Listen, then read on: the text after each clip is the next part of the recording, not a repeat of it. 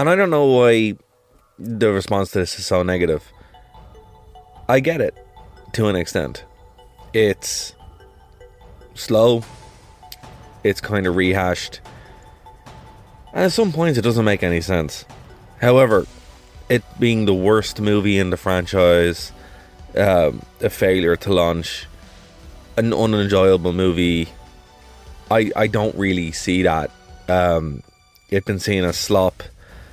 No. I mean, Gareth Edwards, once I saw he was directing, I was like, okay, we're in for a decent film in some way. A respectful retread, without any kind of new elements being added to an extent. It feels very like Rogue One. I know that's very cliche to say, but that's what it felt like. A movie which you can stick on in the franchise and enjoy. I saw it in IMAX. It was fantastic. I had absolutely no problem at all with it. There were some issues with the movie, obviously. The incident with a Snickers wrapper falling into containment and causing all IT systems to shut down and reboot so all the dangerous dinosaurs could leave. I don't think IT systems work like that. I've never seen anything that dumb in a movie before, so that lost me for a bit.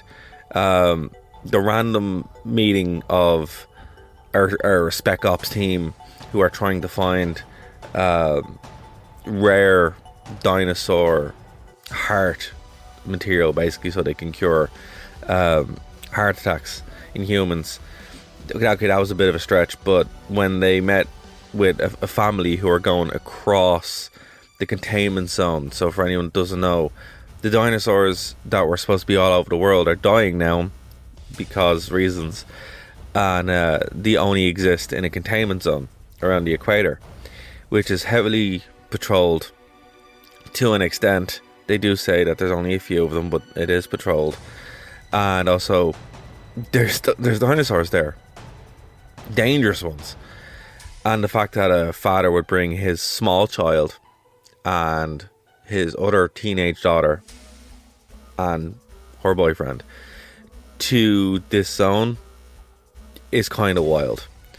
So they were the points in the movie where I was like, come on, you know.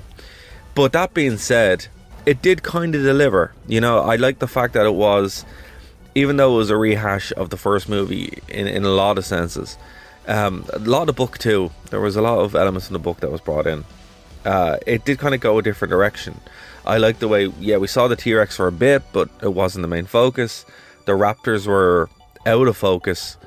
And we got to see some different dinosaurs, which is pretty cool.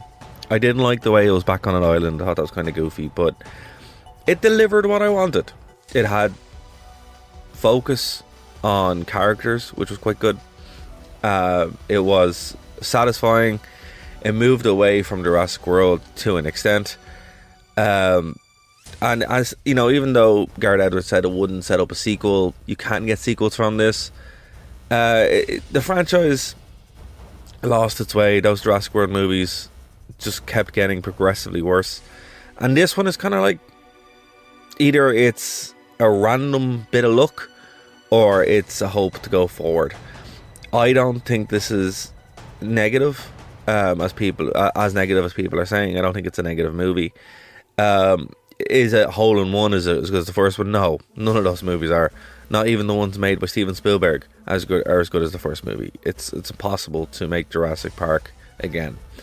However, that being said, if you are a fan of the franchise and are willing to give it the benefit of the doubt, I think it is a quite enjoyable movie. Again, look, it's cliche to say, but I see it as Rogue One. I'm not a fan of Disney Star Wars, but I really like Rogue One. And I very much think this is kind of the same thing, where, yes, the Jurassic World franchise is more miss than hit, but this is still quite good. And if you get to see it in IMAX and just kind of let it go for a little bit and just enjoy it for what it is, I think you'll have a really good time. Definitely worth checking out, especially in IMAX.